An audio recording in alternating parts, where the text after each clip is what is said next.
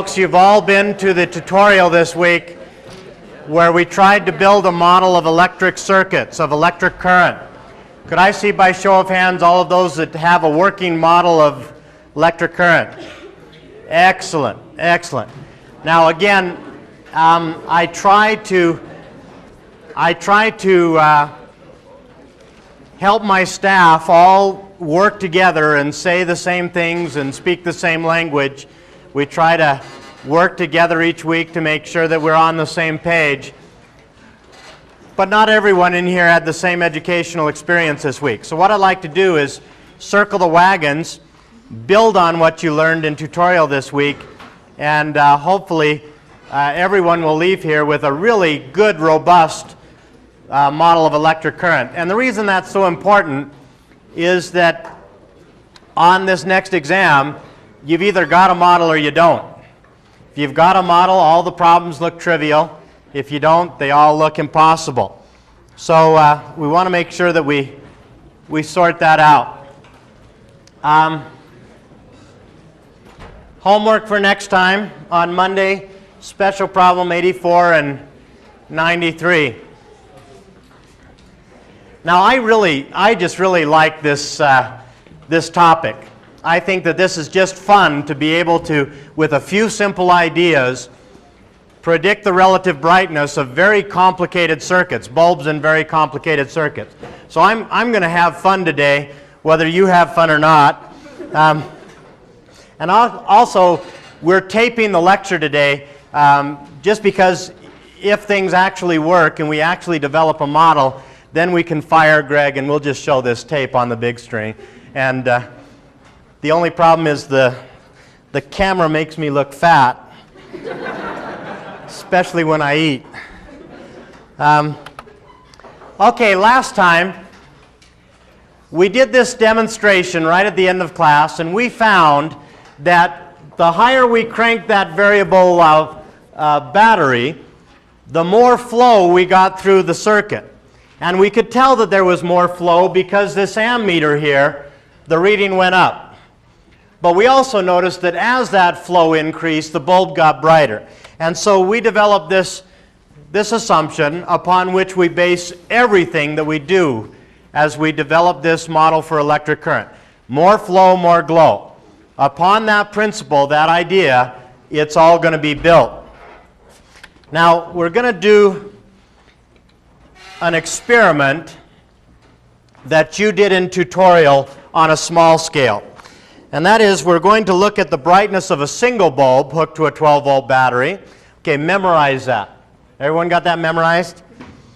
Okay, now we're going to replace that with two bulbs in series. Okay?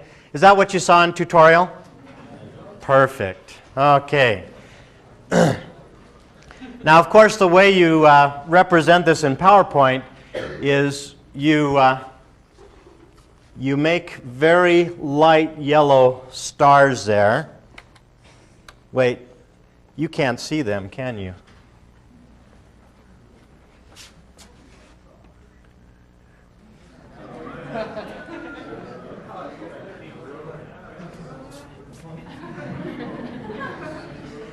Yeah, that's very light, very faint. I'll fix that. Now, if we believe more flow, more glow, then what we get from this observation is that if I've got that much flow through this bulb, I'm going to have less flow through that bulb. And what about this one? They about the same as each other? Yeah, they are. And so I'm going to have that much flow through that one. And the question is, how do I interpret that? With this circuit, it's very easy. There's only one bulb in the circuit. We talked about this principle, what goes around comes around. And we can easily convince ourselves that whatever current this is flowing through the bulb, I got the same current over here. The question is, what do I do with this? the current that flows through this battery, is it going to be an arrow like this, or should I take these two arrows and add them together? I wish you would talk to your neighbor about that.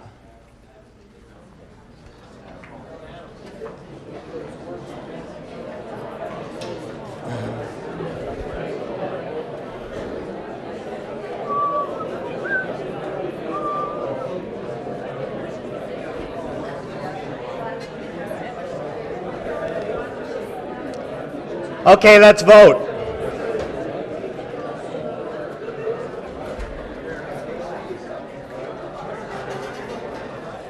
The question is as follows. If that current right there is 3 amps, and that's 3 amps, is the current through this battery 3 or 6? Those who say 3. Those who say 6. Okay. Now, I think we can all agree, regardless of when you raise your hand, we can agree that these two bulbs are sharing the current. And the question is, how are they sharing that? They're sharing like share a book, and there's also sharing like share a pie. Okay? If I share a book, I read it and then I give it to you. If I share a pie, that's just not acceptable. Okay? That's ooky. Okay? Now, the question is, in which of these two ways is this bulb sharing current with that bulb? Would you talk to your neighbor about that, and we'll vote.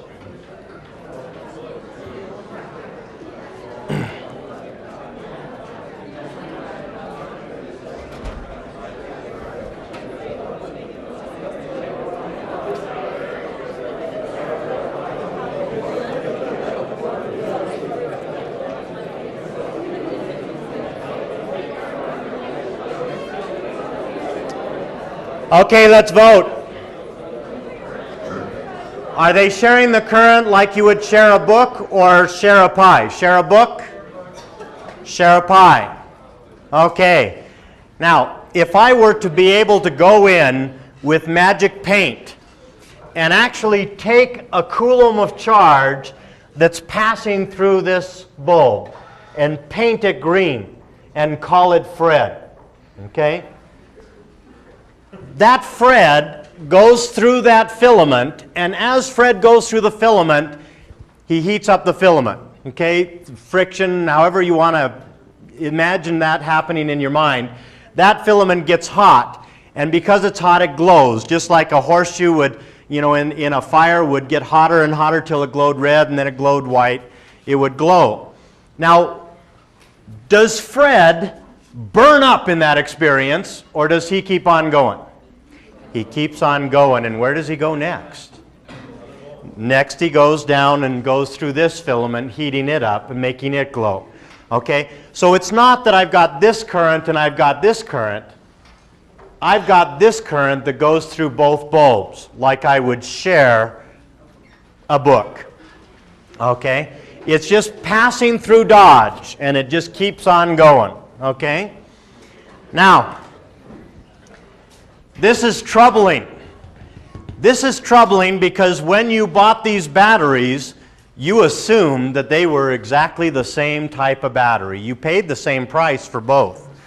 And yet here I'm getting a whole lot of amps, and here I'm just getting a little. Did you get ripped off? No. No. On the side of that battery, it doesn't say it's always this many amps. It says 6 volts. And if we remember back to Ohm's law that we learned last time, and we look at the resistance that's represented by the bulbs in these circuits, if I call that resistance R, what have I got over here, a bigger R or less R? Yeah, I'm trying to put current through 2 bulbs, one after another. That's harder. That's a bigger R. And with Ohm's law, V equals IR, it's this battery voltage that stays the same. That's what's printed on the side of the battery. That's your 6 volts. And the smaller my R is, the bigger the current through the battery. Big R, small current. Now, those of you that have worked on a car have experienced, perhaps, I hope not, maybe, what can happen to a car battery if you have very little resistance between the positive and negative terminals. If you're working on your car and somehow your great big crescent wrench happens to lay down from here to here, that crescent wrench is very small resistance. What kind of current do you get? Huge sparks. It just starts to melt down like an arc welder. You know, that's exciting. Okay? So the current can be large or small depending on the resistance in the circuit. Now, I want to look at this in a little different way. In terms of these black boxes, I've got black boxes that you can't look inside. There's some configuration of bulbs, could be 26, could be 13, could be 2 in those black boxes. But I won't let you look inside. But I have left one bulb outside of the box. And I've left it outside in such a way that it's an indicator bulb. And what I mean by that is that I want to know how much current is flowing through this battery. But I can't see inside the battery. And so instead, I use this indicator bulb to essentially tell me what's happening in there. Everything that flows through this battery has to flow through that bulb. And so if I hook these things up and find that this is very bright and this is not so bright, can I answer the question, which of those has the most resistance in it? Yeah, which is it? A has the most resistance. Okay, so now I say, I'll tell you a little bit about what's in the boxes. One of those boxes has a single bulb, one has 2 bulbs that are arranged like this. Can you tell me which is box A and which is B? Which one's this one? B. That's B. Okay, and again, what you were doing in your heads, where you were saying, that's got to be the small resistance on the right, because I've got more current flowing through the battery. If I compare the resistances down here, that's the one with the small resistance. It must be box B. Okay? Those are the kinds of games you're going to play when ranking bulbs. Now, this is the general principle that I hope you got out of that tutorial. The bigger the R, and please leave some space here. The bigger the R, the smaller the current. And I wanted you to leave some space because if you memorize this principle this way, you will get in trouble. I will engineer it so. I will make the next exam just special so that if you are memorizing it this way, you'll get in trouble. You need to finish your sentence. The bigger the R, where? Of the entire circuit. The smaller the current, where? Where the current's all together, through the battery. At this point, it may seem that I'm picking nits, but I'm not. There are many complicated circuits in which I've got several branches.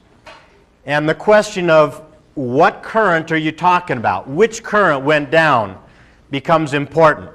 And the current that's related to the resistance of the circuit is only the current that goes through the battery, where all the current's together. Now let's do the second experiment, that, well, I call it the third up there, that you did in lab. We go back to this one, just let you remember what you saw there.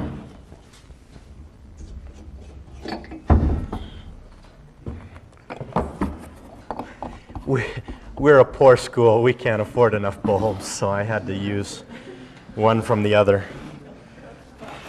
It's really sad. Okay, if you all got that memorized, you close your eyes, you can still see it. Okay. Now,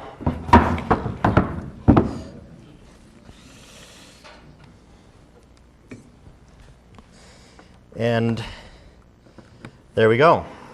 And how do they compare to the one we had over here?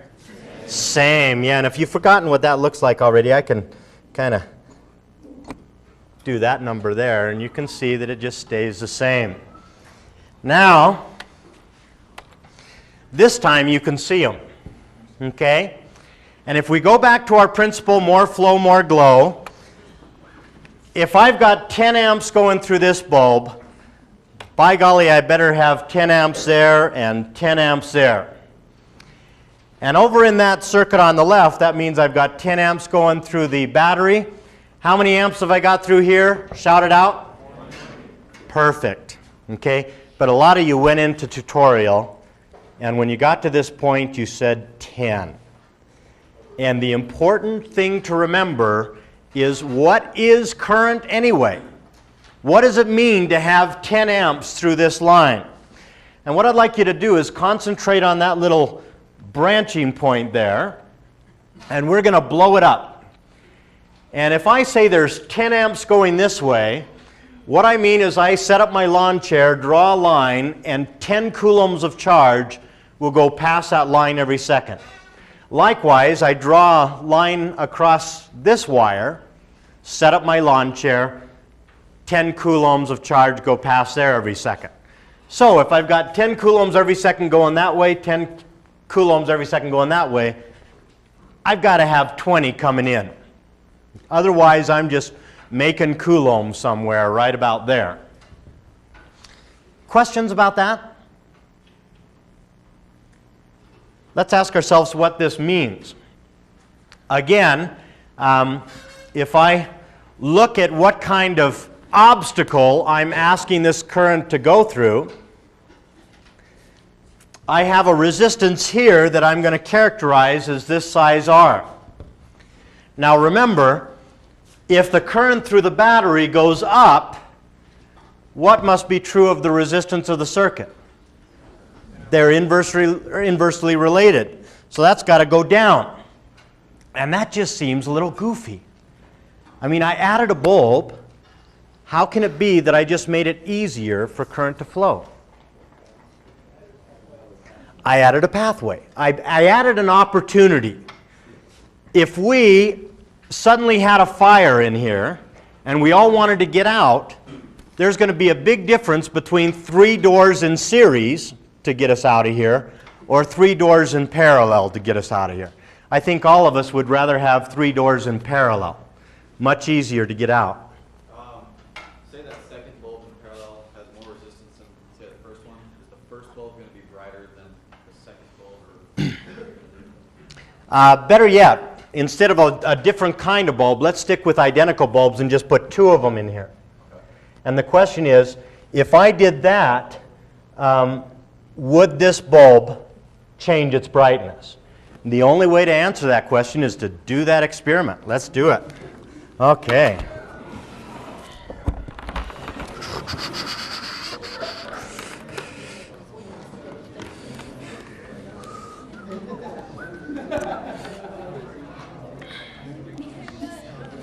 Now, unfortunately, oh, that's still warm. I wish we had more money at this school. Okay.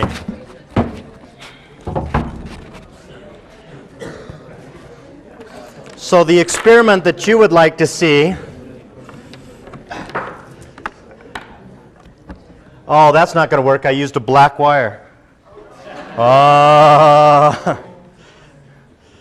Let's just see if it still works. Okay, and I think your question was, what if I turn this one off? What happens to that one? It just doesn't care, okay? And that's one of the principles that you should have picked up in the tutorial, is that when bulbs, or when networks of bulbs, are parallel across the battery, and by that I mean they have their own connection to the positive and negative terminals of the battery, then they are independent. I can tap dance on one of these till they break and it doesn't affect this one at all. Okay? Now, Okay, if we go back to Ohm's law, again, if the battery stays 6 volts, or 12 volts in this example, then by reducing the resistance in the circuit, making that smaller, I get this larger current. And again, if we go back to our magic black boxes and ask ourselves, which of these boxes is A and which is B, what do you think? This one's going to be A or B? Oh, we weren't so sure that time. Maybe talk to your neighbor a little bit. Which of these is box A and which is box B? In that up there.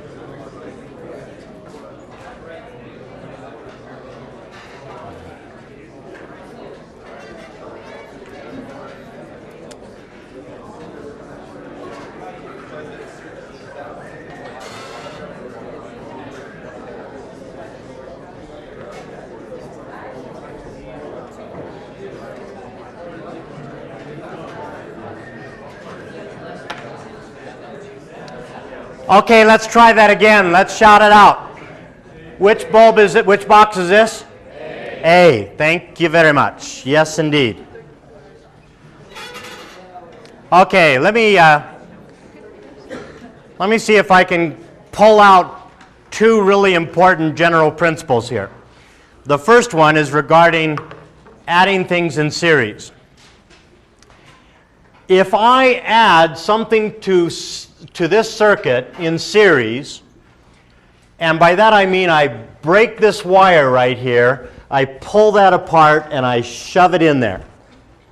Whether it's just a bulb or 2 bulbs or a network of bulbs, the current through that battery is going to do what? It's going to go down. But why?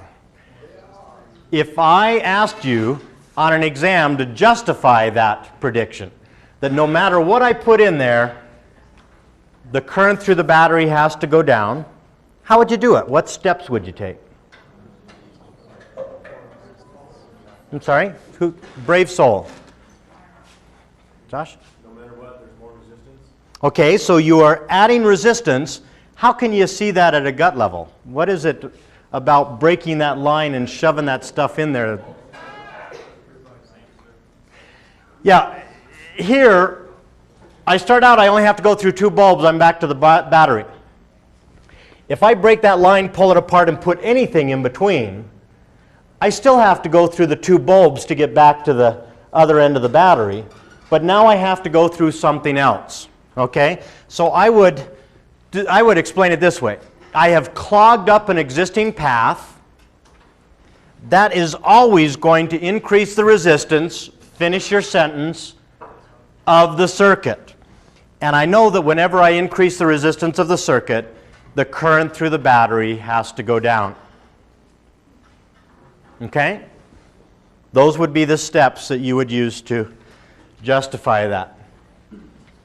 Now, regardless of what I add in series, I increase the resistance of the circuit.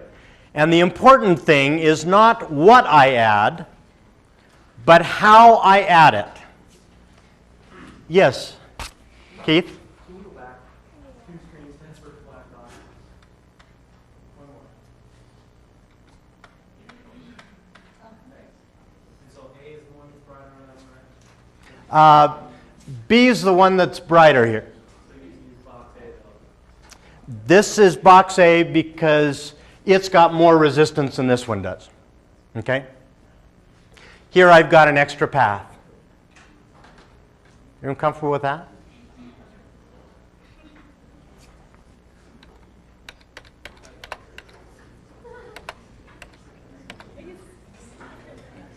Okay. Now, how do I know when I've added something in series or not? If you have to break an existing line, if you need a pair of scissors to make this change, then you have just clogged up an existing path. And if you put anything into that existing path, with the exception of a wire, if you put anything else into that path, you're clogging it up. You're making it harder for current to flow through the circuit, and the current through the battery has to go down. Okay? Questions on that? Okay, let's summarize adding things in parallel. If I add a bulb in parallel, or indeed anything, any complicated network of bulbs, something's going to happen to the current through the battery. Will it go up or go down? It's got to go up. But why? Again, give me those 3 steps. What's the first step? What have I done by adding that bulb or that network? I've added a new opportunity. And what does that do to the resistance of the circuit? Go up or go down? Goes down. I decrease the resistance, finish the sentence, of the circuit, and that has to increase the current through the battery. And again, it doesn't matter what I add as long as I add it in parallel. The resistance of the circuit has to go down. Doesn't matter what I add, but how I add it. And the way you know if you've added it in parallel or not is, again, you ask yourself, did I have to use scissors? Did I have to break an existing line? And if you're adding things in parallel, you don't have to. You can just take alligator clips and just clip it on. You don't need scissors at all. You just clip it on to the existing network at 2 points. And if you're doing that, you're adding an extra path, a new opportunity. Now, let's practice. I've got two groups of bulbs there. And the question is, which of those represent more resistance? And before you answer, let's make it more interesting. Talk to your neighbor about that. Do I have more resistance over here, or do I have more resistance over here?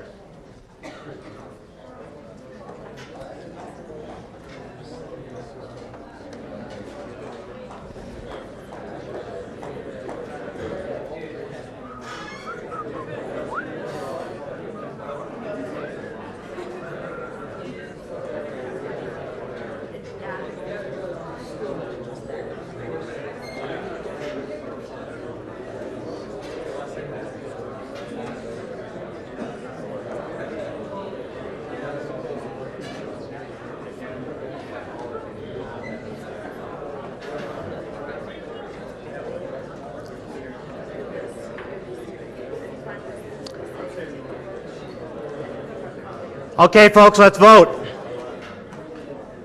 Remember, the question is, which of these represent the most resistance? Which of these would be harder to push current through? Would it be this one? Would it be this one? Okay. A democracy would suggest that it would be this one. And indeed, that's the truth. Okay? Now, on an exam, I can make it so tempting. So tempting.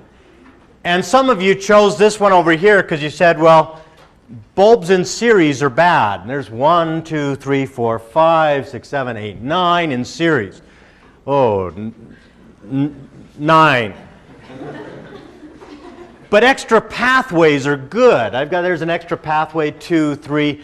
Let's see, I've already used these for bulbs in series. I got to take off my shoes and count the pathway. No, don't. Yeah, I'm saying no. Even in the back row, they're saying no. The whole trick to solving these is to keep your socks on. Okay? Do not take off your socks to count the number of paths on your toes and the number of bulbs on your fingers. What you do instead is ask yourself, what did I have to add to this one to turn it into that one? Take a different color pen and circle the new stuff. And then ask yourself, all of that new stuff, did I need scissors to install it? Or could I have just clipped it on with a new path? And in this case, I could just clip it on here and here. I've added a new opportunity. Now this is ugly, folks. This is a path that just is not pretty. And it's similar to if we suddenly yelled fire in here and we were all bolting for the doors, if suddenly there was a tiny little trap door here with a rope that came down? You know, it's an opportunity. It's a chance to get out of this burning room. Now, clearly, most of us are going to bolt for the doors. But there's going to be someone in here that's macho enough to climb up and out that way. Okay? It's a new opportunity that didn't exist before. It makes it easier, if only a little bit, to get out of this room. Let's practice this. Again, I have the two black boxes. This indicator bulb is glowing brightly, so this is a small resistance, the large resistance. Which box is this? Is this A or is that B? A. That's A. And again, same principle. I circle the new stuff, I added it in parallel, I reduced the resistance. What about this?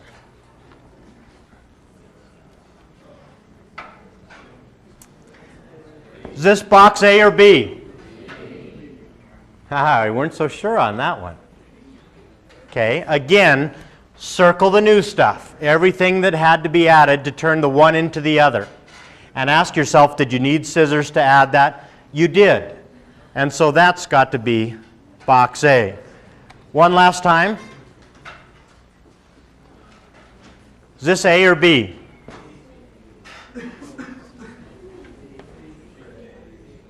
Oh, we're not sure at all. Again, just use the same principle. Circle the new stuff. In order to turn this into that, I had to add that one extra bulb. Did I need scissors? Yes, I did. So that's A. Okay? And I hope that you're just bored as all get out. I hope you're saying, man, that is so easy. Greg, if that's all, the better you can do. Okay. I would ask you, when you're solving these problems,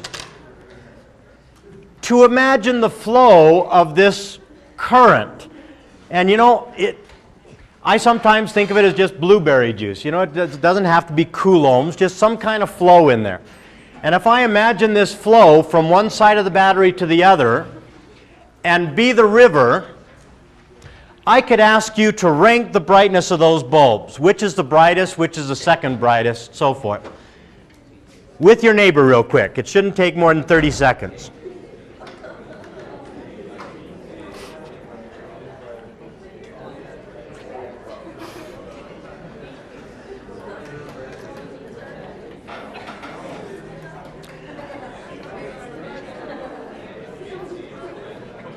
Okay. How many of you got that? Good. Now, I've got to justify each of these rankings. How do I justify this one, that A has more than B? All versus part. All goes through A, just part through B. How do I justify that step right there? B is equal to C. They're parallel. No points. Give me some more. It has to divide equally. Why? Because each gets half. Yeah, right. Because both paths are identical. I can't choose one over the other. Okay?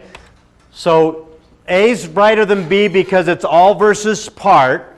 And B and C split it equally. And here we're talking share as you would share a pie. Since they both have the same resistance.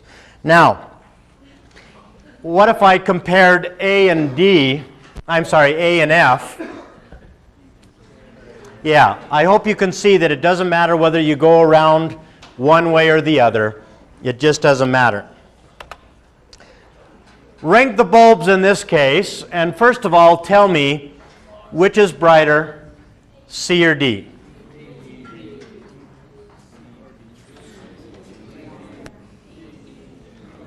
Or are they the same? Okay, let's vote.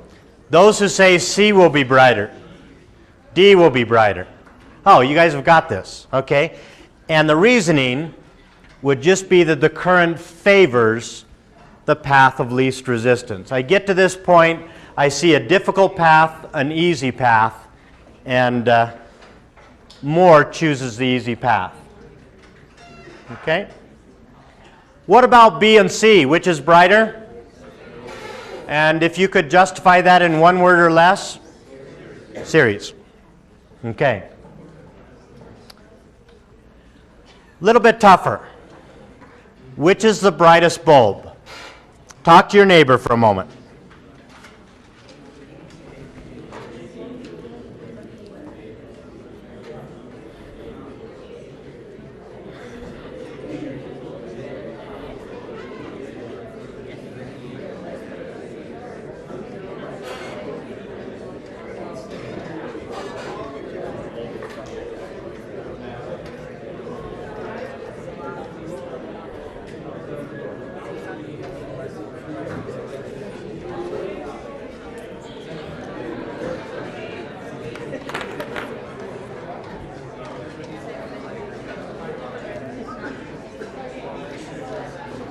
Okay. What's the brightest bulb? Shout it out. E. Great. Now, for how many of you is that obvious? Okay. I got to tell you that it's not obvious for people outside of this room. Okay? This is indeed the homework problem that I told you about at the beginning of class, that I gave to that student, and she had the great big fight with her fiance who was the electrical engineer. He used his fancy formulas, and he predicted that A and B would be the brightest. And that's when they had that fight where he said, you know, I'm an electrical engineer and you're only a school teacher. Those ugly words, oh yeah, sucks. Okay. And the problem is that he was using formulas without a gut level understanding of what's actually happening in the circuit, without visualizing that river branching at different points. And if I just follow the flow, it really becomes quite obvious. At this point it splits 50-50 because the two branches look alike. It comes back together. Now it doesn't split 50-50. More current chooses the easier path. And then it comes back together and flows back to the other side of the battery. Okay? So E has more than half of the battery current.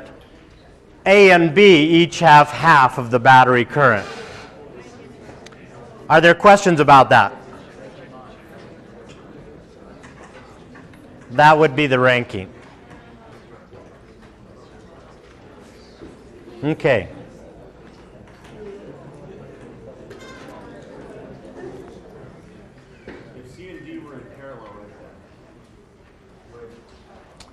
If this were 3 bulbs in parallel? Yeah, I guess. They would all be the same. They would all be equal brightness. And, okay, Josh is asking a different question. If I had 3 bulbs in parallel, 2 bulbs in parallel up there, I know the more I have in parallel, the less resistance. The less resistance, the more current. So which would be brighter, these 3 down here or the 2 up there? The 2 up there. And that's why it's important to finish your sentence. The less the resistance, finish the sentence, in the whole circuit, the greater the current, finish your sentence, through the battery. But at that point, you have to be the river. You have to watch it split as it goes through that circuit. At each point, at each branching point, you have to ask yourself, does it split here 50-50 or some other way? And if the 2 paths don't look alike, it's going to be some other way. Now, this is a problem in your special problems, and it's a little bit on the fringes, okay? This time, I add a branch, but the branch doesn't have anything on it. And the question is, if I were to close that switch, what's going to happen to brightness of A and what's going to happen to the brightness of B? What happens to B? It goes out. And how would you justify that based on what we've talked about? Okay. When I get to a junction, I have to ask myself, Do I split 50-50 or some other way? And current favors the path of least resistance. And the more different those two paths are, the more unequal the split. In this case, I have an extremely easy path versus a difficult one. Virtually all of the current's going to choose to go through that path here. This is what we call a short circuit. What about A? What does it do? I'm hearing two answers. Some of us saying it stays the same. Some saying it gets brighter. Argue with your neighbor about that.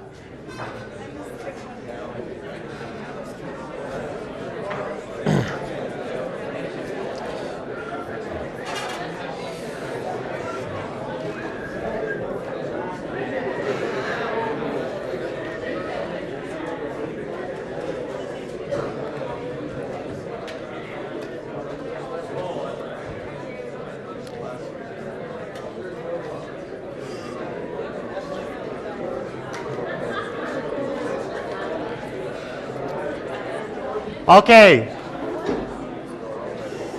let's go through the reasoning. By closing that switch, what do I do to the resistance of the circuit as a whole? Go up or go down or stay the same? Goes down. I've added a path, a new opportunity. The current through the battery, therefore, does what? Goes up. And all the current through the battery has to go through A. In either case, it's an indicator bulb. And so A must get brighter. Okay? Eric Mazur gave that problem to his students at Harvard. They missed it. You're smarter than students at Harvard. But you knew that. Okay. I'm going to present you now with a problem that looks easy. You saw it on tutorial. I hope you all appreciated it. It turns out it's not so easy. I know that with the switch open in this case, closed in this case, A would be brighter than these two and they'd be equal. We've already talked about that circuit.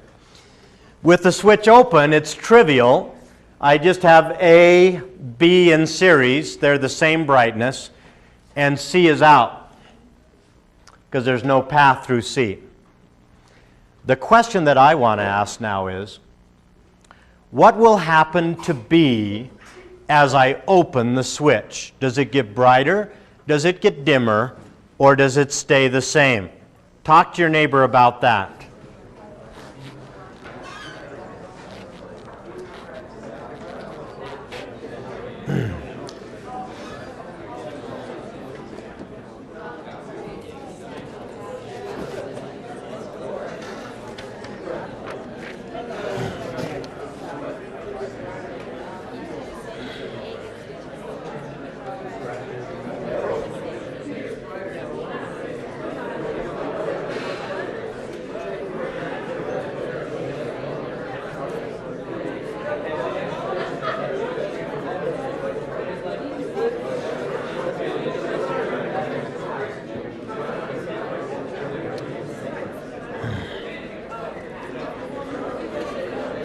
Okay, let's vote. When I open the switch, those who say that B will get dimmer, those who say it will get brighter, those who say it will stay the same. Okay, we pretty much divided the class three ways. Okay, I told you it was hard. Let's reason it through the way we have been arguing. There's with it closed, there's with it open. With the switch closed, I have a lot of current that splits 50-50. When I open this switch, what happens to the current through A? It has to go down. I've removed a path. I've increased the resistance, finish your sentence, of the circuit. The current through the battery has to go down. But now, B doesn't have to share that current with C. It gets all of it. So did B get brighter? It did the way I drew it there. But folks, all I know is that when I open that switch, the current through A gets smaller.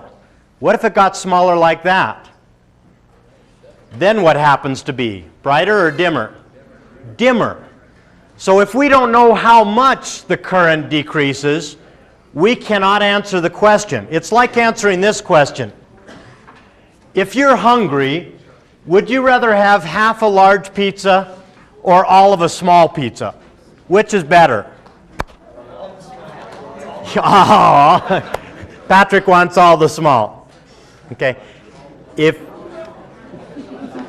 I don't know how much bigger the large is than the small, I can't answer the question. Now, any of you that have worked in pizza parlors have had people call up and say, how many slices in a large? What's the answer to that? As many as you want. Yeah, as many as you want. Okay, now, at this point, our model of electric current just broke down. And as you are working through exam problems, you will get to situations where you will be comparing half of a large pizza to all of a small pizza. And at that point, you need to say, my current model will not answer this question. But before we get to that next exam, in the next tutorial, we're going to develop a second model, the model for electric voltage. And anytime this model breaks down, the other one will work. And anytime the other model breaks down, this one will work. Okay? So have a good weekend, folks.